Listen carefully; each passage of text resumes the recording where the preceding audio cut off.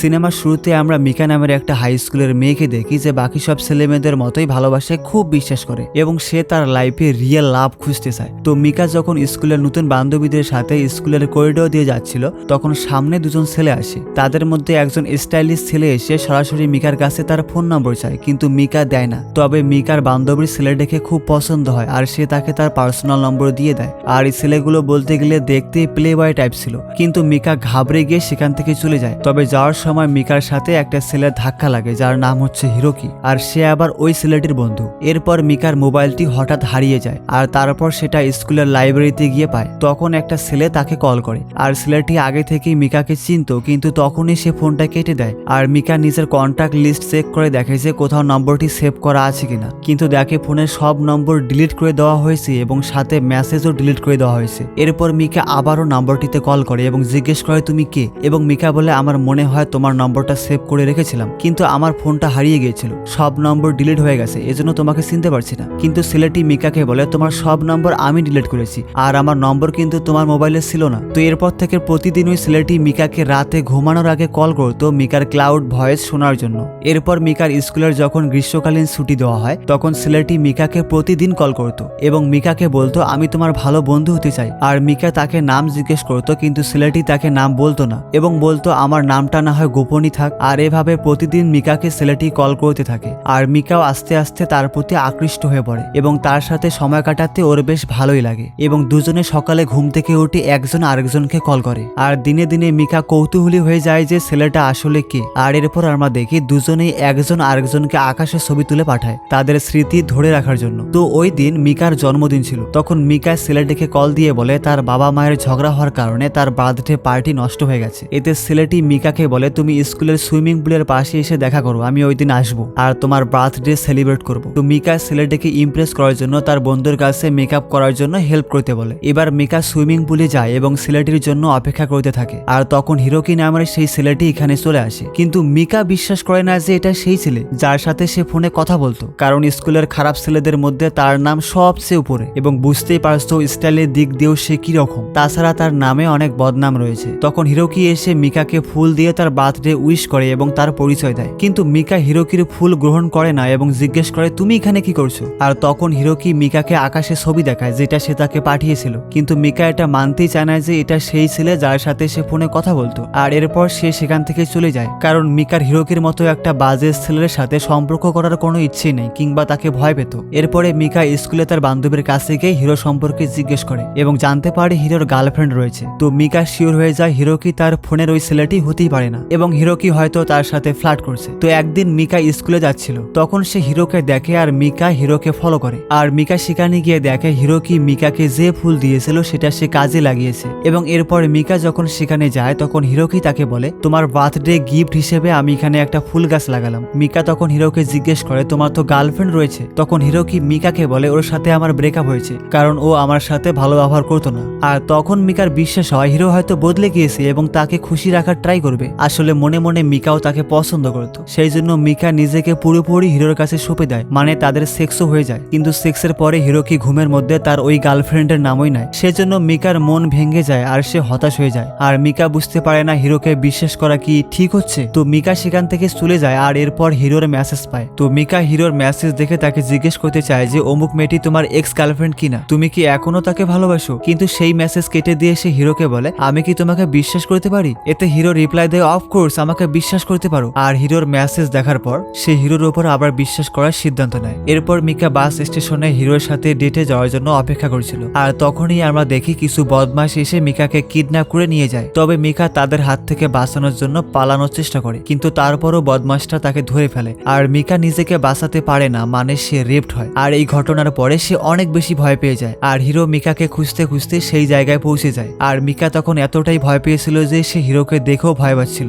তখন হিরো মিকার এমন অবস্থা দেখে নিজেকে দোষী ভাবে যে সে নিজেকে বাঁচাতে পারেনি। আর এরপর হিরো সেই ছেলেদের পায় যারা মিকার সাথে এসব করেছে, আর হিরো তাদের সেই মার দেয়। আর তারপর ওই ছেলেদের কাছ থেকে জানতে পারে এগুলো হিরোর এক্স গার্লফ্রেন্ড করিয়েছে। এরপর হিরো তার এক্স গার্লফ্রেন্ডকে মিকার কাছে নিয়ে আসে এবং মিকাকে বলে সে এইসব তোমার সাথে করিয়েছে। আর মিকাকে জিজ্ঞেস করে তুমি যদি বলো তাহলে ওকে আমি এখনই জানে মেরে ফেলবো। কিন্তু মিকা হিরোকে এসব করতে না করে এবং মিকা বলে আমার শুধু তোমাকে দরকার। এবার সে মিকাকে বাড়িতে ছেড়ে দিতে যায়। আর মিকার বাবা মা মিকার এমন অবস্থা দেখে বুঝতে পারে তার মেয়ের সাথে খারাপ কিছু হয়েছে। তাই পরের দিন মিকার মা মিকাকে হসপিটালে নিয়ে যায় এবং চেক আপ করানো হয়। তারা জানতে পারে মিকার ওই ধরনের মেজর কোনো ক্ষতি হয়নি। আর তখন মিকার মা মিকাকে বোঝায় এটা তোমার লাইফের একটা দুর্ঘটনা, তোমাকে সবকিছু ভুলে আবারও আগের মতো জীবনযাপন করা শিখতে হবে। আর এরপর মিকা সিদ্ধান্ত নেয় সে সবকিছু ভুলে আগের মতো করেই বাঁচবে। এরপর সে হিরোকে কল করে, সে বলে আমি আবারও স্কুলে যেতে চাই, কারণ ইতিমধ্যে 7 দিন হয়ে গিয়েছে সে স্কুলে যায় না। আর তখনই হিরো তাকে বলে তুমি একটু জানালার দিকে তাকিয়ে দেখো। আর মিকা জানালার দিকে তাকিয়ে দেখে হিরো সেখানে দাঁড়িয়ে রয়েছে। হিরোকে দেখে সে অনেক খুশি হয় এবং হিরো মিকাকে একটা নদীর কাছে নিয়ে যায় এবং হিরোর যখনই মন খারাপ হতো তখনই সে সেখানে যেত।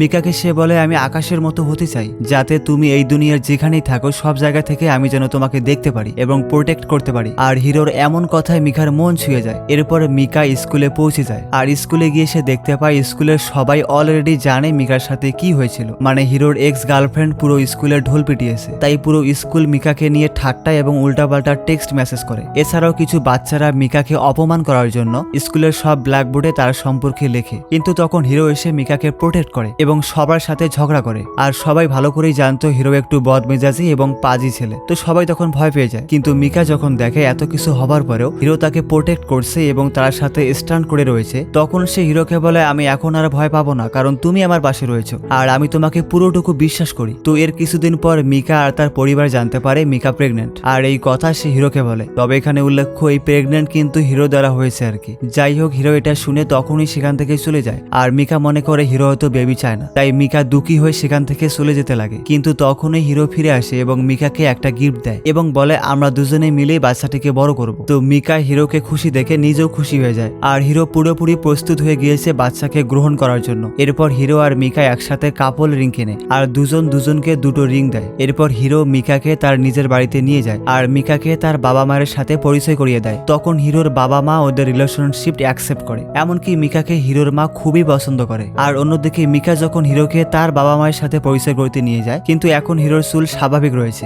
মানে আগের মতো সাদা নয়, এখন কালো চুল করে ফেলছে। কিন্তু তারপরও মিকার বাবা হিরোকে পছন্দ করে না। সে বলে এতটুকু বাচ্চা তোমরা কিভাবে সংসার করবে? কিন্তু তখন হিরো মিকার বাবার কাছে হাত জোর করে অনুরোধ করে আমি স্কুল ছেড়ে দিয়ে চাকরি করব, আপনার মেয়ের খেয়াল রাখবো। তো আমরা বুঝতে পারি কোনো অবস্থাতেই মিকাকে ছাড়তে চায় না সে। আর ওদিকে আমরা দেখি মিকা যখন স্কুলে যায় তখন হিরোর এক্স গার্লফ্রেন্ড মিকাকে সিঁড়ি থেকে ধাক্কা মেরে ফেলে দেয়, কারণ তার জন্য হিরো স্কুল ছেড়ে চলে গিয়েছে। তো মিকা এরপর হিরোর সাথে দেখা করতে যায় এবং হিরো মিকাকে তাদের ফিউচার বেবির জন্য একজোড়া হাত মোজা দেয়। এটা দেখে মিকা খুব খুশি হয়ে যায়। আর তখনই হঠাৎ করে মিকার পেটে ব্যথা শুরু করে। তখন হসপিটালে মিকা তার মায়ের কাছে হিরোর কথা জিজ্ঞেস করে। আর মিকার মা মিকাকে বলে হিরো যখনই জানতে পেরেছে তোমার বাচ্চার অবস্থা খারাপ তখনই হিরো এখান থেকে চলে গিয়েছে, এরপর আর ফিরে আসেনি। এটা শুনে মিকার মন ভেঙে যায় যে হিরো বাচ্চার পরোয়া করে না। এরপর মিকা যখন হসপিটাল থেকে বিল পরিশোধ করে চলে যাচ্ছিল তখনই হিরো আসে এবং মিকাকে বলে আমি সারাদিন মন্দিরে ছিলাম, বাচ্চার সুরক্ষার জন্য প্রার্থনা করেছি। কিন্তু মিকা তখন হিরোকে বলে যে আমাদের বাচ্চা চলে গিয়েছে। আর এরপর তারা দুজনে মিলে বাচ্চার জন্য প্রার্থনা করে এবং এরপর আমরা দেখি মিকা আর হিরো সিদ্ধান্ত নেয় প্রতি বছর তারা এই দিনে তাদের বাচ্চার কবর দেখতে আসবে, মানে পেটের ভেতর থেকে যে বাচ্চাটা বের করা হয়েছে মরা বাচ্চা সেটার কবর দেখতে আসবে। তো মিকা মনে করে বাচ্চা চলে যাওয়ার পরেও তাদের সম্পর্কে কোনো ফাটল ধরবে না। কিন্তু হঠাৎ করে আমরা দেখি হিরো গায়েব হয়ে গিয়েছে এবং মিকা স্কুলে হিরোর ক্লাসে গিয়ে তার কথা জিজ্ঞেস করে কিন্তু কিছুই জানতে পারে না। ওদিকে মিকা হিরোর বাড়িতেও যায়, সেখানে গিয়েও সে জানতে পারে হিরোর বাচ্চা চলে যাওয়ার পর সে আপসেট হয়ে গিয়েছে, সেজন্য সে এসব থেকে বের হওয়ার জন্য দূরে কোথাও চলে গিয়েছে। আর এর 6 মাস পরে আমরা দেখি মিকার কাছে তার বান্ধবী কল করে বলে হিরো ফিরে এসেছে এবং আমাদের সবাইকে তার বাড়িতে পার্টিতে ইনভাইট করেছে। আর মিকা অবাক হয়ে যায় যে হিরো তাকে শুধুমাত্র ইনভাইট করেনি, তবে তারপরও মিকা হিরোর বাড়িতে যায়। আর সেখানে হিরো মিকাকে টিটকারি করে সবার সামনে পরিচয় করায় যে এটা আমার গার্লফ্রেন্ড। আর তারপর হিরো অনেক নেশা করে অন্য একটা মেয়ের সাথে পার্টিতে কিস করে। আর তখনই মিকা এটা দেখে ফেলে আর তখনই মিকা সেখান থেকে কাঁদতে কাঁদতে চলে আসে। তো পরের দিন হিরো মিকাকে ব্রেকআপ করতে বলে, কিন্তু মিকা ব্রেকআপ করতে চায় না আর সে রেগে গিয়ে আংটিটি হিরোর উপর ছুঁড়ে মারে। আর এরপর মিকা হিরোকে থামানোর জন্য তার সাথে দেখা করতে বলে, কিন্তু হিরোর পক্ষ থেকে কোনো রিপ্লাই আসে না। তবে মিকা তারপরও বারবার হিরোকে কল করে কিন্তু কোনো রিপ্লাই আসে না। আর এরপরে মিকা হিরোকে লাস্ট মেসেজ দেয় যে একবার অন্তত শেষবারের মতো নদীর পাড়ে আমার সাথে দেখা করো। তো পরের দিন মিকা নদীর পাড়ে হিরোর জন্য অপেক্ষা করেছিল আর হিরো সেখানে আসে কিন্তু সে নিচে নামে না। সে রাস্তা থেকেই বলে আমরা একসাথে থাকতে পারবো না, তুমি আমাকে ভুলে যাও, এবং মিকাকে তার আংটিটা ফিরিয়ে দেয়। সেখানে মিকা হিরোকে অনেক বোঝানোর চেষ্টা করে কিন্তু হিরো মিকার একটা কথাও শোনে না। আর এরপর হিরো সেখান থেকে চলে যায়। এদিকে স্কুলেও হিরো মিকাকে ইগনোর করে, মানে এমন একটা ভাব করে যে সে মিকাকে কখনো দেখেইনি। আর মিকা বুঝতে পারে তার প্রথম ভালোবাসা এখানেই শেষ হয়ে গেছে, হিরো আর কখনোই তার কাছে ফিরে আসবে না। তো 1 বছর পর মিকা একটা ক্রিসমাস পার্টিতে ছিল, আর সেটা তাদের পারিবারিক পার্টি ছিল। আর ওই পার্টিতে ইউনিফর্ম পরা একটা ছেলের সাথে তার পরিচয় হয়, আর ওই ছেলেটি মিকাকে পছন্দ করতে শুরু করে, কিন্তু মিকা তাকে ইগনোর করে। আর পার্টি থেকে সে ওই জায়গাটিতে যায় যেখানে তাদের বাচ্চার কবর দেওয়া হয়েছিল, কিন্তু মিকা সেখানে গিয়ে দেখে তার বাচ্চার নতুন হাত মোজা সেখানে রাখা হয়েছে। তার মানে হিরো এখানে এসেছিল কিন্তু আশেপাশে হিরো নেই। এটা দেখে মিকা বুঝতে পারে হিরো এখনো তাকে ভালোবাসে এবং বাচ্চার কথা তার মনে আছে, কিন্তু সেটা বুঝতে পারে না বাচ্চার জন্য যদি ওর এতই চিন্তা হয় তাহলে ব্রেকআপ কেন করেছে আমার সাথে। তো এভাবে আরো 1 বছর চলে যায়। আর এদিকে উল্লেখ্য হিরো কিন্তু স্কুল ছেড়ে দিয়েছে, তার সাথে বর্তমানে কারো কোনো সম্পর্ক নেই, মানে সে কোথায় আছে এটা কেউ জানেই না। এদিকে আবার এই 1 বছরে মিকার সাথে এই ছেলেটির রিলেশনশিপ অনেক ক্লোজ হচ্ছে এবং তারা একে অপরকে নিয়ে অনেক এনজয় করছে এবং ইও নামের ছেলেটি মিকার প্রথম ভালোবাসা ভোলানোর চেষ্টা করছে। সাথে মিকার কাছে ইওকে অনেক বেশি দায়িত্বশীল মানুষ বলে মনে হয় এবং তার কাছে সে নিজেকে সেফ ফিল করে। এমনকি ছেলেটি মিকাকে প্রপোজাল দিয়ে দেয় আর মিকা সেটা গ্রহণ করে। আর এভাবে আরো 1 বছর চলে যায়। এরপর সেই দিনে মিকা আবারও সেই বাচ্চার কবর দেখতে আসে, আর সেখানে সে এবার হিরোকে দেখতে পায়। আর হিরোকে দেখেই সে জিজ্ঞেস করে তুমি কেন আমার সাথে ব্রেকআপ করেছো আর এভাবে কেন আমাকে ইগনোর করছো। তখন হিরো কোনো উত্তর না দিয়ে দৌড়ে সেখান থেকে চলে যায়। তো আজকে মিকার গ্রাজুয়েশন কমপ্লিট হবে। তো স্কুলের ব্ল্যাকবোর্ডে সে একটা মেসেজ পায়, কিন্তু মিকা শিওর ছিল না এটা হিরো লিখেছে কিনা নাকি অন্য কেউ লিখেছে, এবং সেখানে লেখা হয়েছিল আমাকে সারা জীবনের জন্য ভুলে যাও। যাই হোক, সে ভাবে এটা হয়তো হিরো লিখে গিয়েছে এবং সে সিদ্ধান্ত নেয় হিরোকে সে সারা জীবনের জন্য তার লাইফ থেকে ডিলিট করে দেবে। এরপরে মিকা যখন তার লাইফে এনজয় করেছিল তখন ইও তার সাথে ছিল। তখন ইও মিকাকে ম্যারেজ রিং দিয়ে এবার বিয়ের প্রপোজ করে আর মিকা এটাও গ্রহণ করে। এবার মিকা পরের বছর বাচ্চার কাছে আবার যায়, আর এখানে হিরোর জায়গায় তার ওই বন্ধুকে দেখে যাকে আমরা সিনেমার প্রথমে দেখেছিলাম। তো মিকা হিরোর বন্ধুর কাছে জিজ্ঞেস করে হিরো এখন কোথায় আছে, কেন আমার সাথে এমন করছে সে। আর ওর কাছ থেকে মিকা জানতে পারে হিরোর ক্যান্সার হয়েছে, সেজন্য সে দূরে চলে গেছে। আর হিরো চায় না তুমি হিরোর চলে যাওয়া চোখের সামনে দেখো এবং তুমি কষ্ট পাও, আর এজন্যই সে নিজেকে এত বছর দূরে সরিয়ে রেখেছিল এবং তোমাকে ঘৃণা করতে বাধ্য করা হয়েছিল। আর তারপর মিকা তখনই হিরোর কাছে যাওয়ার সিদ্ধান্ত নেয়, কিন্তু ইও সেখানে ছিল এবং সেও সব জানতে পারে যে হিরোর ক্যান্সার হয়েছে, কিন্তু তারপরও সে মিকাকে সেখানে যেতে বাধা দেয়। কিন্তু মিকা যে কোনো ভাবেই ওর সাথে দেখা করতে চায়,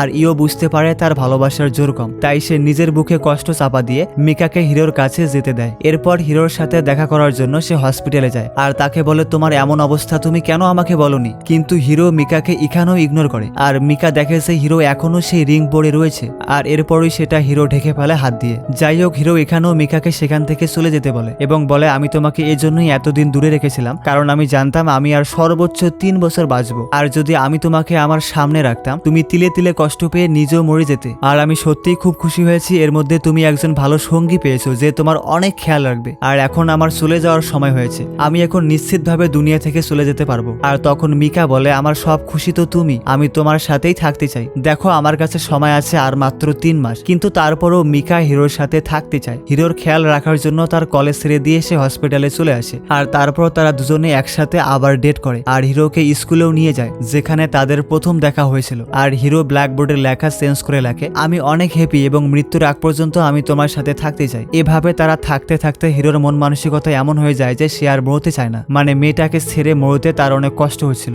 এবং সে বেঁচে থাকতে চায়। হিরোর এমন অবস্থা দেখে মিকা প্রতিদিন মন্দিরে যেত এবং সৃষ্টিকর্তার কাছে প্রার্থনা করত যাতে কিছু অলৌকিক ঘটনা ঘটে আর হিরো বেঁচে যায়। এরপর আরেকদিন হিরো মেয়েটাকে বলে আমি সত্যি আকাশের মতো হতে চাই যাতে আমি সব জায়গা থেকে তোমাকে দেখতে পারি এবং তোমাকে প্রোটেক্ট করতে পারি। আর হিরো আকাশে ছবি তুলে মিকাকে সেটা ল্যাবে গিয়ে ছবি বের করে আনতে বলে। আসলে মিকাকে সে ইচ্ছে করে হসপিটালের বাইরে পাঠিয়ে দিয়েছিল কারণ সে নিজের চোখে মিকাকে কান্না করতে দেখতে পারবে না। তো মিকা যখন বাইরে একা ছিল তখন হসপিটাল থেকে একটা কল আসে যে হিরোর অবস্থা খুবই খারাপ আর শেষ নিঃশ্বাস নিচ্ছে। তখন মিকা হিরোকে ভিডিও কল করে এবং হিরো মিকাকে সবসময় হাসি মুখে থাকতে বলে ভিডিও কলেই দুনিয়া ছেড়ে চলে যায়। আর এরপর হিরোর মা মিকাকে একটা ডায়েরি দেয় যেটা হিরো লিখেছিল মিকার জন্য। তো আমরা দেখি হিরোর মৃত্যুর পর মিকা হিরোর মৃত্যু সহজভাবে নিতে পারেনি, সেজন্য মিকার ডায়েরি না খুলে ওই ডায়েরি নিয়ে ব্রিজের কাছে আসে সেখান থেকে লাভ দেওয়ার জন্য, মানে সে এখন সুইসাইড করবে। আর তখনই সেখানে 2টি সাদা কবুতর এসে মিকাকে লাভ দেয়া থেকে বাধা দেয়। আর সেই সময় হিরোর ডায়েরির পাতাও খুলে যায় আর সেখানে লেখা ছিল আমি আকাশ হয়ে তোমাকে সব সময় প্রোটেক্ট করব।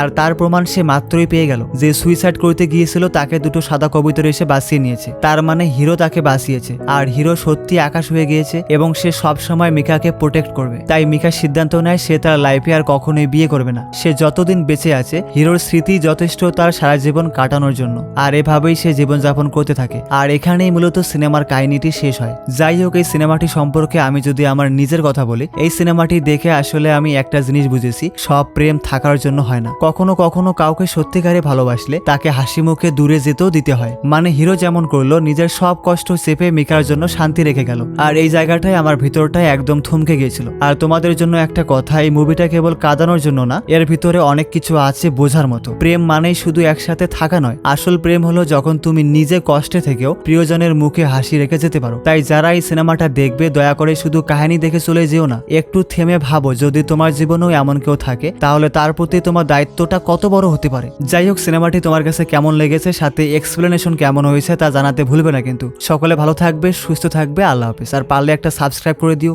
টাটা।